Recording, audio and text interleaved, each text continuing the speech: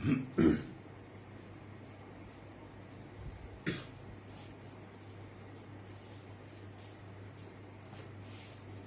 Children, आज हम देखेंगे behaviour of dielectric in uniform electric field. एक यूनिफॉर्म इलेक्ट्रिक फील्ड में यदि हम कोई डाइइलेक्ट्रिक को रखेंगे तो उसका किस तरह का बिहेवियर होता है, इसी को हम लोग पोलराइजेशन ऑफ डाइइलेक्ट्रिक स्लेब भी कहते हैं। पोलराइजेशन ऑफ डाइइलेक्ट्रिक स्लेब कहता है, मान लेते हैं एक दो प्लेट रख लेते हैं। दो प्लेट है, ए और बी दो प्लेट है। ए पर पॉजिटिव चार्ज है,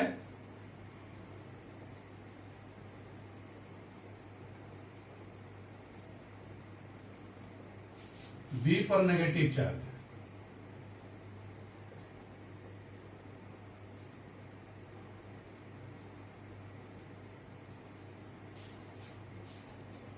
ए और बी दो प्लेट है, चार्ज प्लेट है।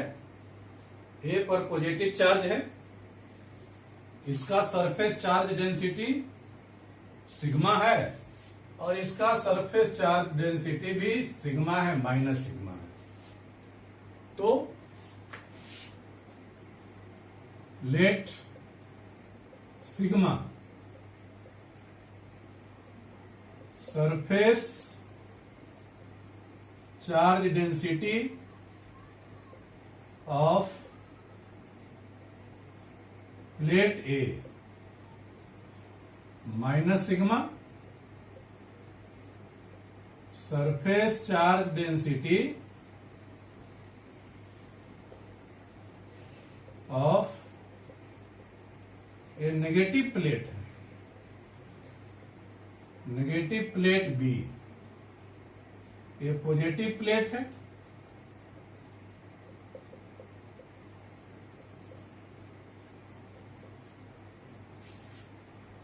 तो जैसा आप जानते हैं कि यहां पॉजिटिव चार्ज है, यहां नेगेटिव चार्ज है, तो दोनों के बीच में एक इलेक्ट्रिक फील्ड डेवलप हो जाएगा। इलेक्ट्रिक फील्ड डेवलप हो गए।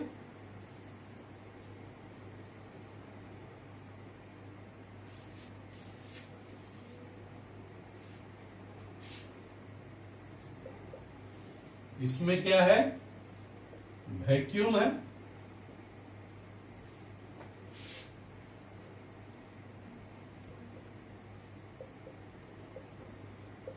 इलेक्ट्रिक फील्ड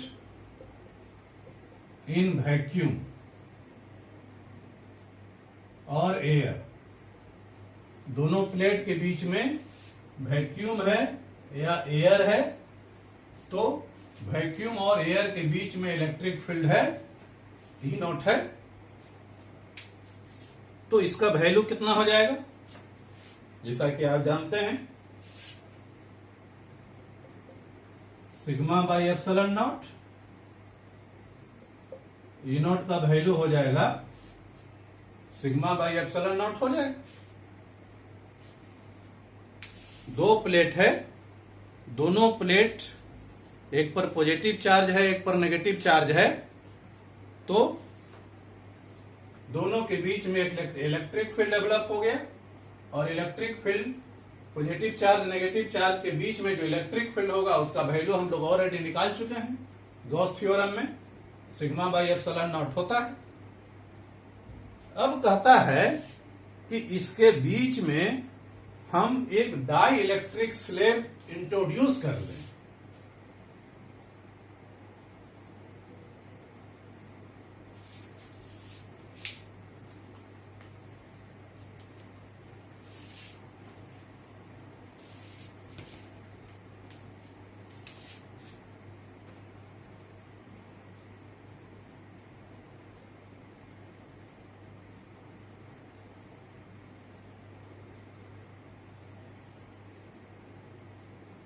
ये क्या है, हम एक डाई इलेक्ट्रिक स्लेब इंट्रोड्यूस किए। मान लेते हैं कि एक डाई इलेक्ट्रिक का मतलब हो गया नॉन पोलर, तो होता ही है। Actual dielectric actual non polar substance भी है, एक नॉन पोलर है। इस नॉन पोलर मटेरियल में, नॉन पोलर सब्सटेंस में क्या खास बात है कि आप जानते हैं कि यदि कोई नॉन पोलर मटेरियल है, नॉन पोलर सब्सटेंस है, इसको हम इलेक्ट्रिक फील्ड में रखते हैं तो इस पर इंड्यूस चार्ज डेवलप हो जाता है। इंड्यूस चार्ज डेवलप हो जाता है। कैसे चार्ज डेवलप होगा?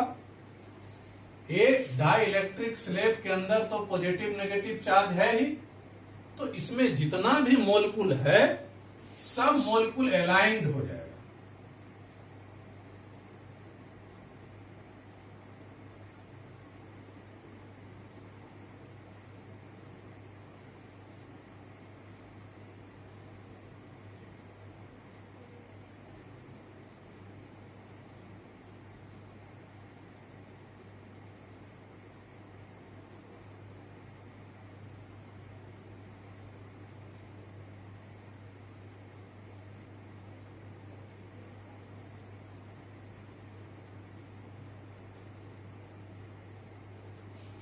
बहुत सारा मोलकुल है, हर एक मोलकुल पर पॉजिटिव चार्ज नेगेटिव चार्ज होता है। अब इस मोलकुल का जितना भी पॉजिटिव चार्ज है सब एक तरफ अलाइनमेंट हो जाएगा, पोलराइज्ड हो जाएगा, और जितना भी नेगेटिव चार्ज है दूसरे तरफ हो जाएगा।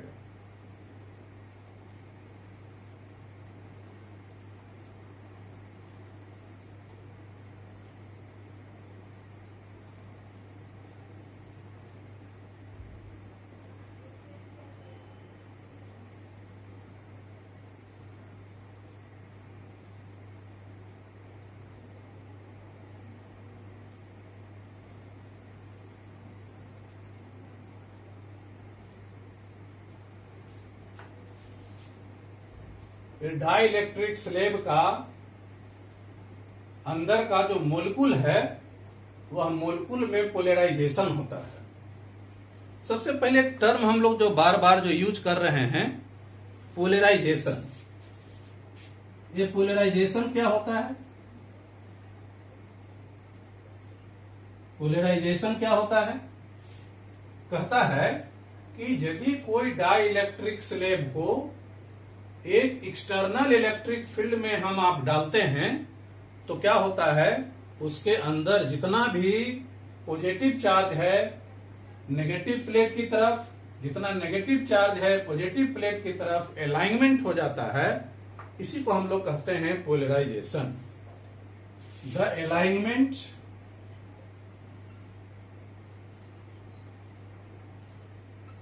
Alignment of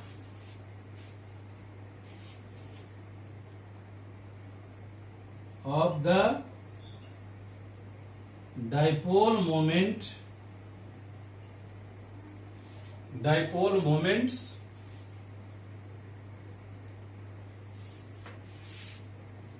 of the dipole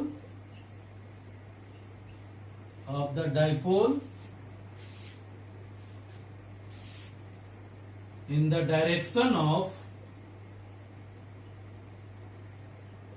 the direction of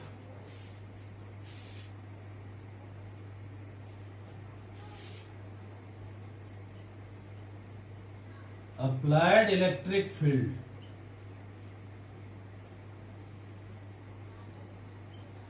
in the direction of applied electric field is called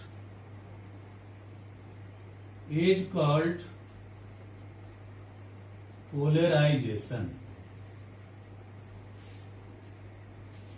क्या है? एक डाई इलेक्ट्रिक को हम एक्सटर्नल इलेक्ट्रिक फील्ड में जब रखते हैं तो इसके अंदर जो भी पॉजिटिव, जो भी मोलकुल है, मोलकुल का मतलब क्या होगा, पॉजिटिव नेगेटिव है तो डाइपोल की तरह बिहेव करेगा। तो ये जो डाइपोल है इसका अपना जो डाइपोल मोमेंट है सब एक जितना भी है एक डायरेक्शन में अलाइनमेंट हो जाता है। The alignment of the dipole moment of the dipole in the direction of applied electric field is called polarisation. मतलब ये डाइपोल मोमेंट ये जो डाई इलेक्ट्रिक स्लैब है, ये डाई इलेक्ट्रिक स्लैब के अंदर जो डाइपोल है, जो डाइपोल मोमेंट है, उसका पोलराइजेशन हो गया। तो ये पोलराइजेशन हो गया। तो सबसे बड़ी बात यह है कि यदि कोई हम डाई इलेक्ट्रिक स्लैब को यदि हम इलेक्ट्रिक फील्ड में रखते हैं तो उसका पोलराइजेशन हो जाता है। तो पोलराइजेशन होगा तो अब होगा क्या कि ये जो पॉजिटिव चार्ज है, देखिए ये जो पॉजिटिव चार्ज है, देखिए ये नेगेटिव पॉजिटिव सब एक दूसरे को बैलेंस कर देगा। यदि हम एक यहां डॉटेड लाइन हम खींच दें,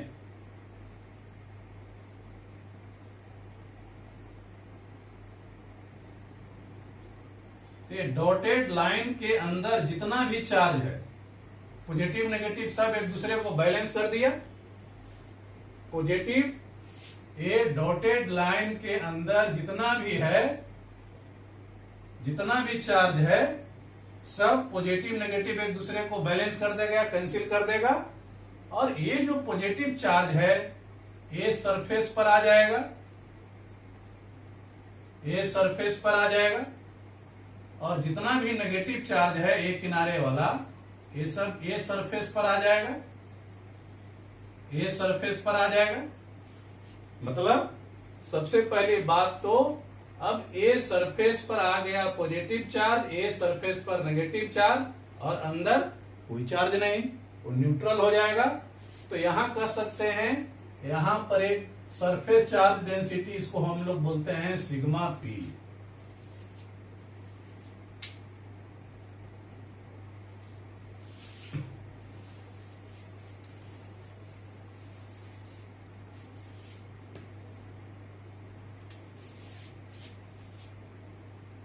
late sigma P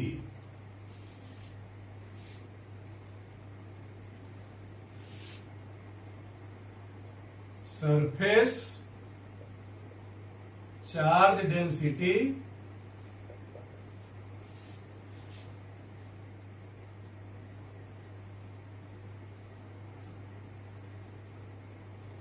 after polarisation. Polarisation के बाद सरफेस चार्ज डेंसिटी हो गया। तो कहता है कि यहां पर जब एक पॉजिटिव चार्ज हो गया, यहां पर नेगेटिव चार्ज हो गया, यहां पर पॉजिटिव चार्ज हो गया, यहां पर नेगेटिव चार्ज हो गया, तो एक और इलेक्ट्रिक फील्ड डेवलप हो जाएगा। इसके अंदर इलेक्ट्रिक फील्ड डेवलप हो जाएगा। इसको हम लोग कहेंगे EP, electric field due to polarisation, EP, electric field due to polarisation. मतलब यह जो रेक्टेंगुलर जो स्लेब हम जो लिए थे, यह जो डाई इलेक्ट्रिक स्लेब लिए थे, अब इसमें दो तरह का इलेक्ट्रिक फील्ड हो गया। एक तो एक्सटर्नल इलेक्ट्रिक फील्ड हो गया इनआउट, और दूसरा यहां पर जो पॉजिटिव चार्ज हुआ, यहां पर जो नेगेटिव चार्ज हुआ सरफेस पर, उसके कारण एक और इलेक्ट्रिक फील्ड पैदा हो गया, जिसको हम लोग कहेंगे electric field due to polarisation. तो अब क्या होगा, रिजल्टेंट इलेक्ट्रिक फील्ड कितना हो जाएगा,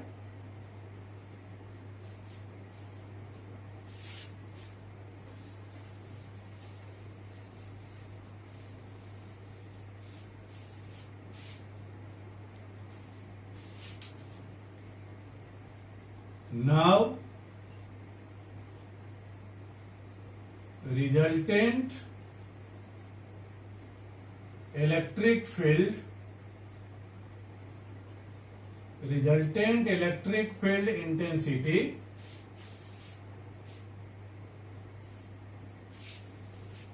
now resultant electric field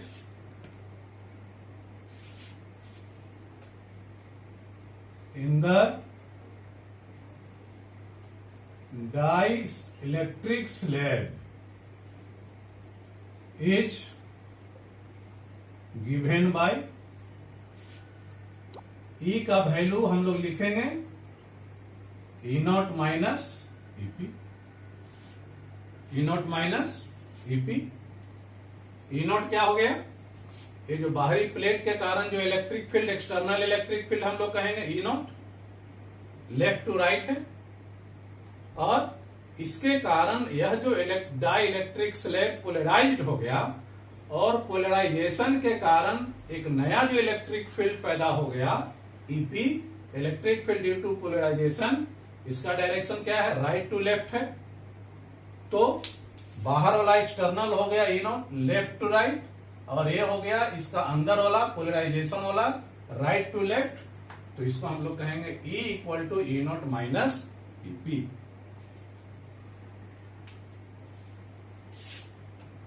E not का वैल्यू हम लोग निकाल चुके थे सिग्मा बाई एप्सिलॉन नॉट। आई हो गया sigma P by epsilon not.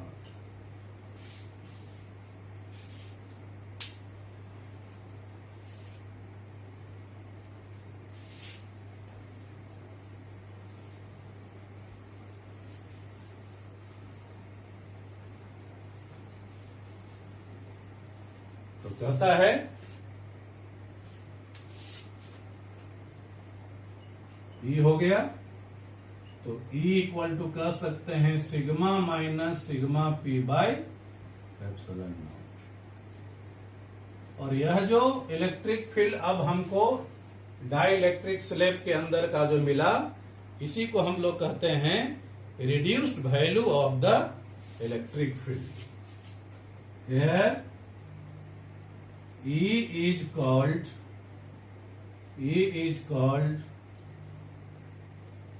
reduced value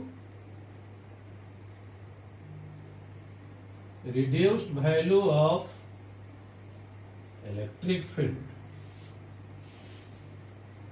reduced value of electric field इसको कहेंगे। मतलब कोई डाई इलेक्ट्रिक स्लैब को हम एक्सटर्नल इलेक्ट्रिक फील्ड में रखते हैं तो सबसे पहले तो उसका पोलराइजेशन होता है। पोलराइजेशन के कारण उसका एक अपना इलेक्ट्रिक फील्ड पैदा होता है, जो बाहर का जो इलेक्ट्रिक फील्ड है उससे उसका वैल्यू कमा देता है, घटा देता है। और जो घट गया तो उसी को हम लोग कहेंगे reduced value of electric field. और इस reduced value of electric field का value E not minus EP हो गया। ई नॉट और ईपी का वैल्यू हम लोग भर दिए तो हो गया sigma minus sigma P by epsilon naught. Sigma जहां क्या है? बाहर वाला जो प्लेट है उसका सरफेस चार्ज डेंसिटी, और सिग्मा पी हो गया ये जो डाई इलेक्ट्रिक स्लैब है, पोलराइजेशन के कारण इस पर जो चार्ज आया उस चार्ज का जो सरफेस चार्ज डेंसिटी होगा उसको हम लोग कह रहे हैं सिग्मा पी। तो ये हो गया कोई डाई इलेक्ट्रिक मटेरियल का, कोई डाई इलेक्ट्रिक सब्सटेंस का क्या होता है, प्रभाव होता है इलेक्ट्रिक फील्ड में रखते हैं, तो इसी को हम लोग पोलराइजेशन ऑफ इलेक्ट्रिक फील्ड भी कहते हैं। अब कुछ एक दो टर्म है, एक दो टर्म है वो भी जान लीजिए।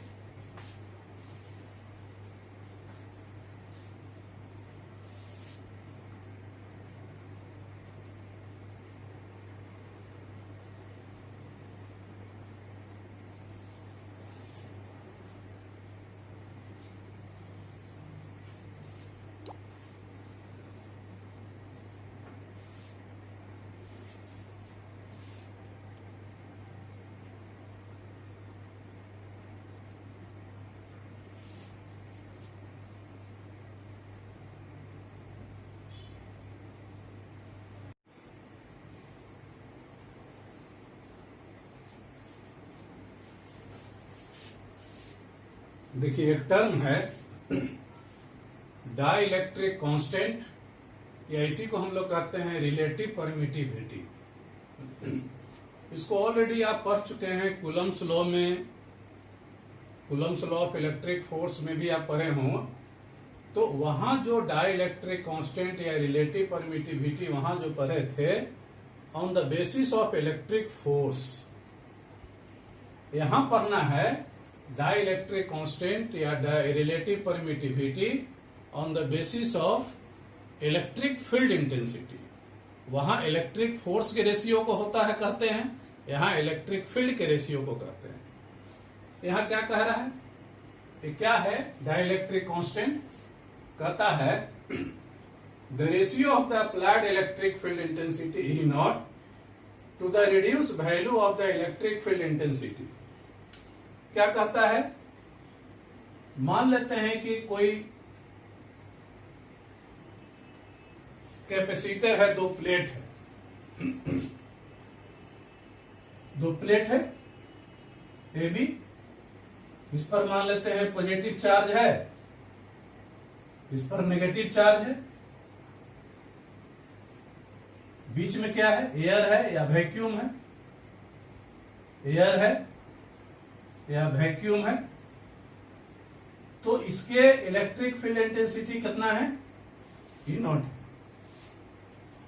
और कहता है कि इसमें यदि हम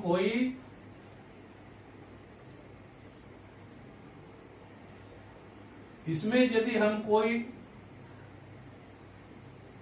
डाई इलेक्ट्रिक मीडियम हम डाल देते हैं, तो अभी हम बताएं कि जब डाई इलेक्ट्रिक मीडियम डाल देते हैं तो डाई इलेक्ट्रिक मीडियम के अंदर एक दूसरा इलेक्ट्रिक फील्ड पैदा हो जाता है, जिसको हम लोग electric field due to polarisation कहते हैं।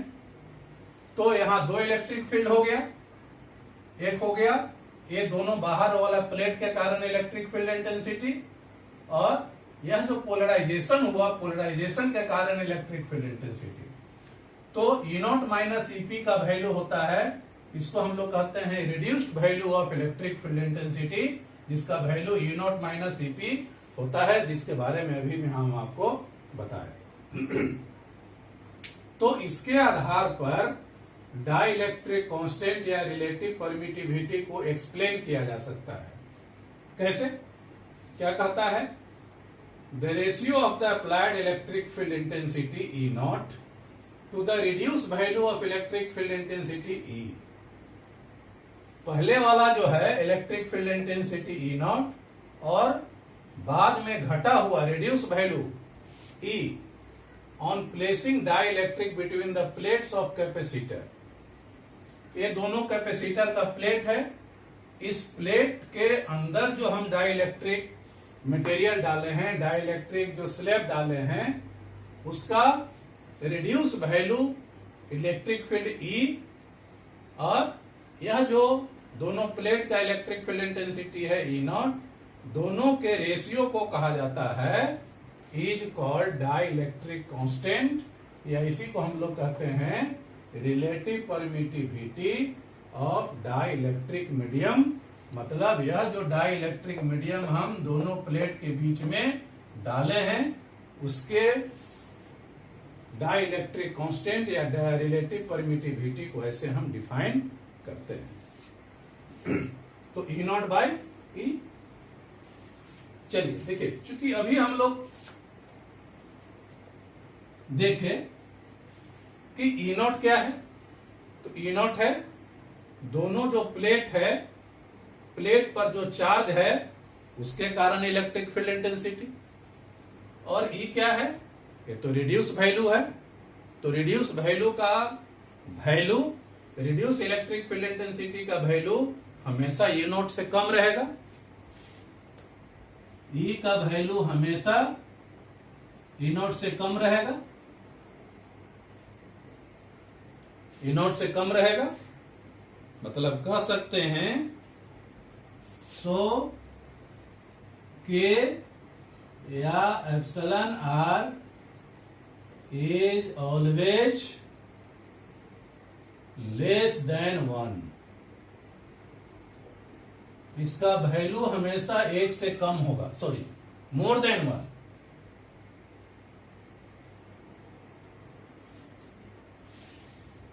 या कहिए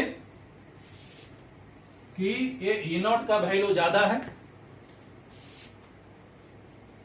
ई नॉट का वैल्यू ज्यादा है ई से, ऊपर वाला वैल्यू ज्यादा है, नीचे वाला वैल्यू कम है, तो ये दोनों का रेशियो हमेशा 1 से ज्यादा रहेगा तो कह सकते हैं K is always greater than 1 या मोर देन। यह जो डाइलेक्ट्रिक कांस्टेंट है, यह जो रिलेटिव परमिटिविटी है, इसका एक और नाम होता है, इसको हम लोग कहते हैं स्पेसिफिक इंडक्टिव कैपेसिटी भी बोला जाता है। It is also known as specific inductive capacity, specific inductive capacity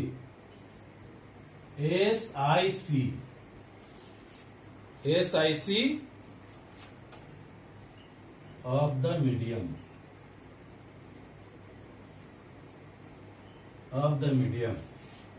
it is also known as a specific inductive capacity SIC of the medium, इसको कहा जाता है। ये हो गया डाइलेक्ट्रिक कांस्टेंट या रिलेटिव परमिटिविटी का डिफिनीशन। एक और देखिए, एक रिलेशन है, इसको हम लोग कहते हैं पोलराइजेशन वेक्टर, इसको बोला जाता है।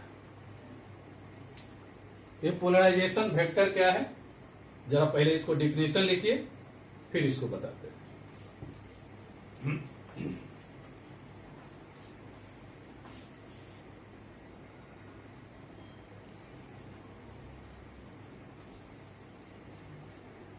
देखिए, एक और टर्म है, इस टर्म को कहते हैं पोलराइजेशन वेक्टर, या इसी को कहते हैं पोलराइजेशन डेंसिटी। ये क्या कहता है? The induced dipole moment develop per unit volume in dielectric slab. क्या कहता है? जैसे कोई डाइलेक्ट्रिक स्लैब है,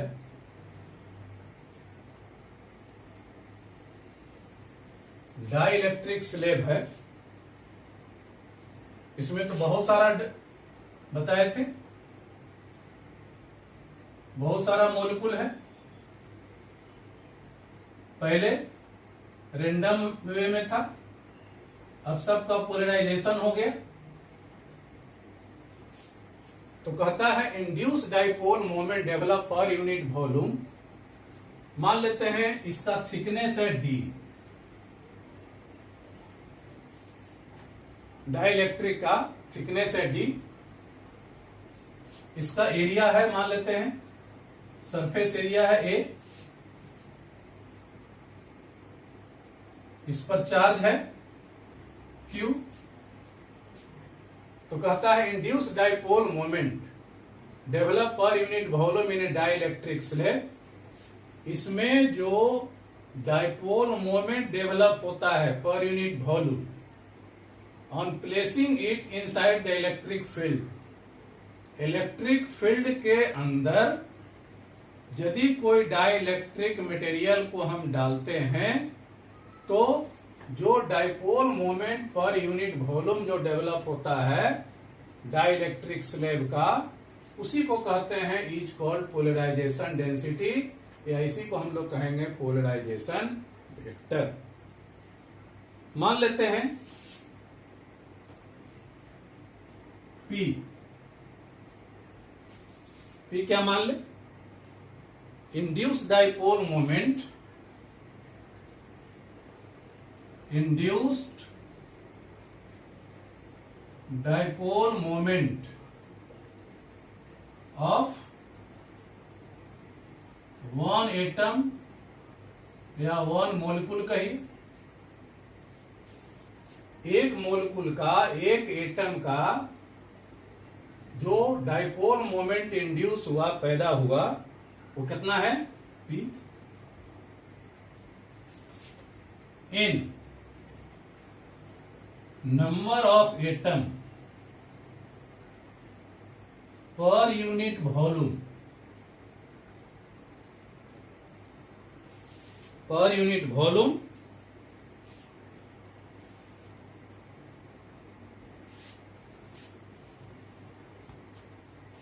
यूनिट वॉल्यूम में नंबर ऑफ एटम कितना है, n, तो कह सकते हैं देन पोलराइजेशन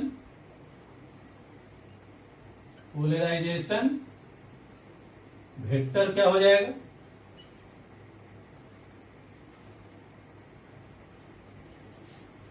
क्या कहता है, the induced dipole moment develop per unit volume, इकाई वॉल्यूम में मतलब यूनिट वॉल्यूम, इकाई वॉल्यूम में कितना डाइपोल मोमेंट डेवलप हुआ। तो एक एटम का इंड्यूस्ड डाइपोल मोमेंट कितना है, P, और यूनिट वॉल्यूम में नंबर ऑफ एटम कितना है, N। तो एक एटम का, एक मोलिकुल का डाइपोल मोमेंट है P, तो टोटल पर यूनिट वॉल्यूम में, पूरा इकाई वॉल्यूम में टोटल डाइपोल मोमेंट हो जाएगा P इंटू N, या इसी को NP भी कह सकते हैं, P इंटू N कहिए चाहे NP कहिए। अब एरिया हम मान लिए हैं, let A area of plate, D क्या है, separation between plate,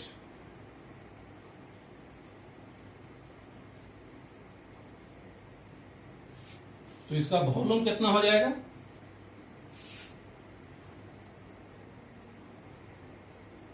volume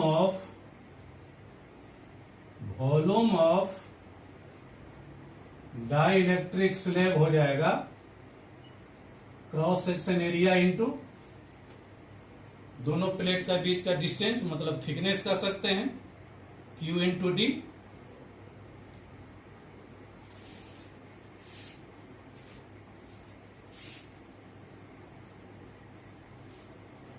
QE मान लीजिए इंड्यूस चार्ज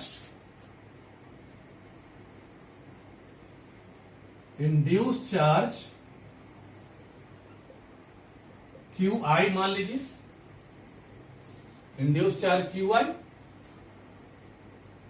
तो डाइपोल मोमेंट हो जाएगा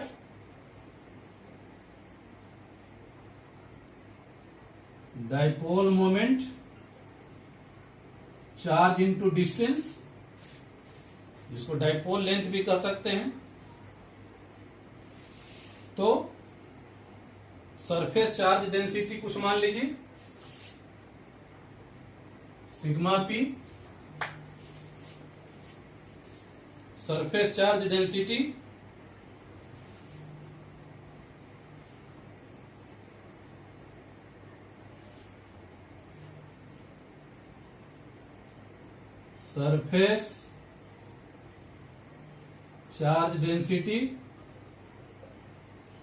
due to polarisation sigma P, तो सरफेस चार्ज डेंसिटी तो होता है चार्ज बाय एरिया, तो चार्ज इक्वल टू हो गया sigma P into area, sigma P into area हो गया। अब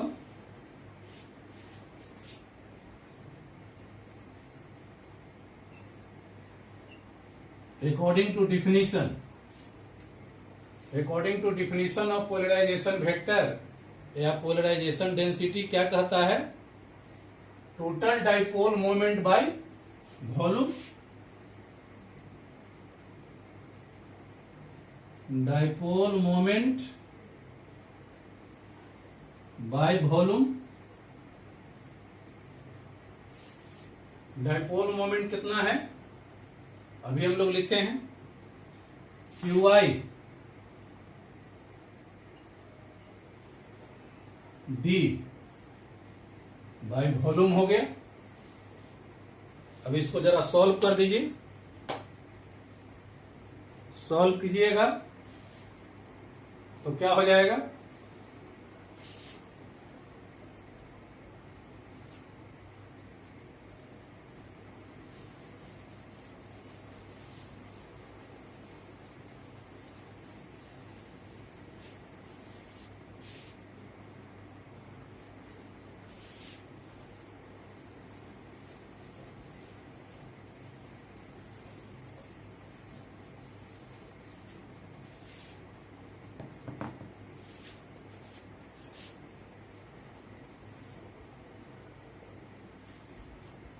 क्यू डी बाई भी, क्यू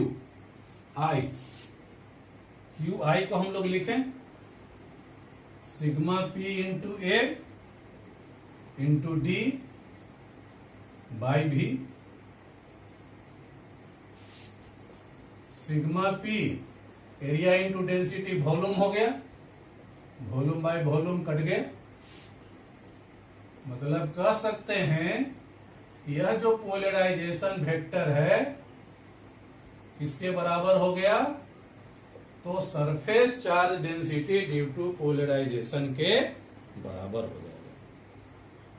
मतलब कह सकते हैं कि यह जो पोलराइजेशन वेक्टर किसके बराबर हो गया, तो surface charge density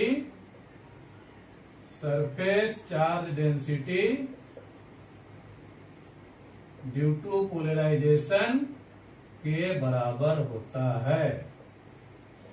polarization vector किसके बराबर होता है, तो surface charge density due to polarisation vector के बराबर होता है।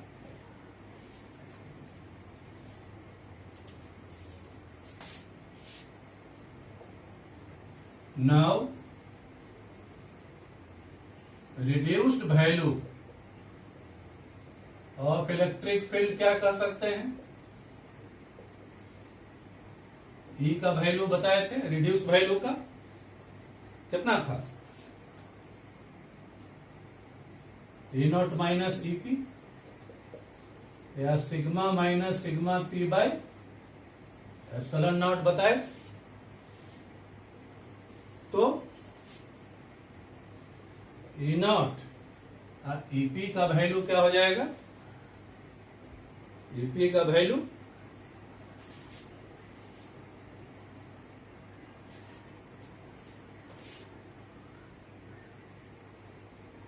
ये हो गया A naught minus sigma P by P. तो सिग्मा पी को अभी हम लोग लिखें पी,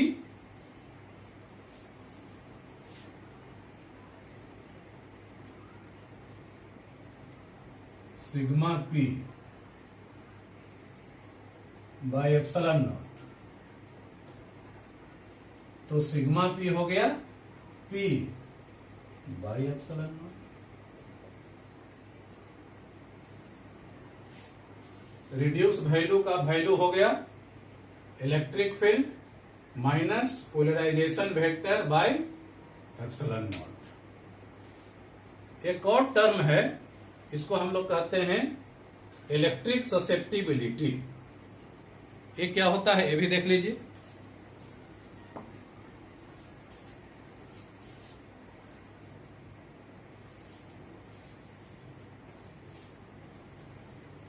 देखिए इलेक्ट्रिक ससेप्टिबिलिटी क्या होता है।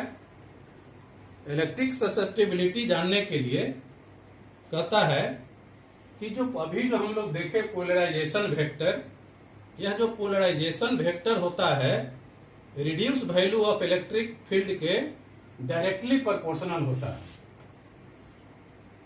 सिंस पोलराइजेशन वेक्टर जो होता है कहता है reduce value of electric field के डायरेक्टली प्रोपोर्शनल होता है। तो इसको इक्वल करने के लिए हम लोग क्या करेंगे, कहता है इक्वल करने के लिए अब एक हम कांस्टेंट ले लेते हैं। यही जो कांस्टेंट है इसी कांस्टेंट को हम लोग कहा जाता है इसी को कहा जाता है susceptibility of the dielectric field. एक एप्सिलॉन नॉट लेते हैं E,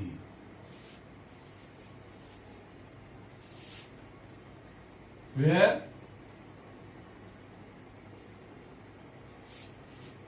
P हो गया पोलराइजेशन वेक्टर,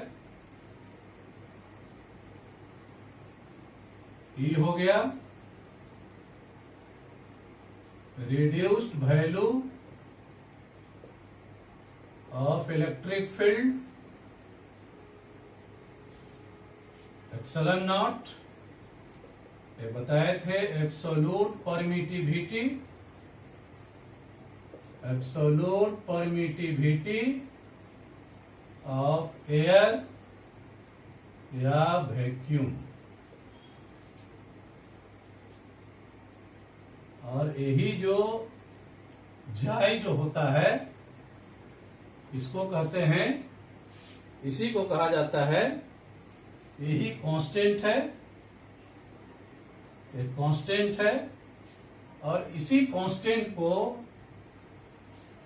एक कांस्टेंट है और इसी कांस्टेंट को कहा जाता है कॉल्ड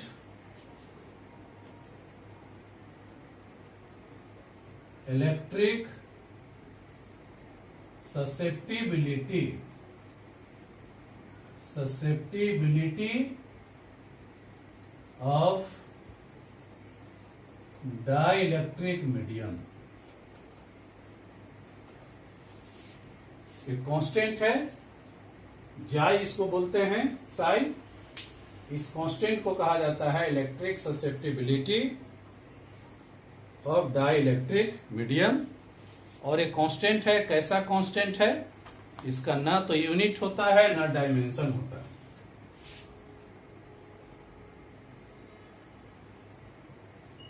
इक्वल टू कह सकते हैं P बाय एप्सिलॉन नॉट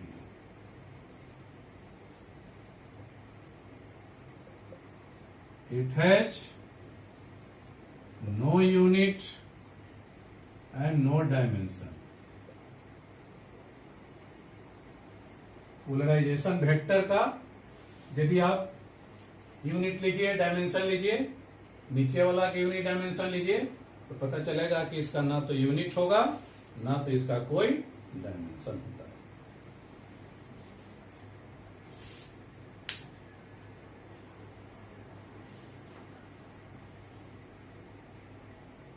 तो चलिए ठीक है, थैंक यू।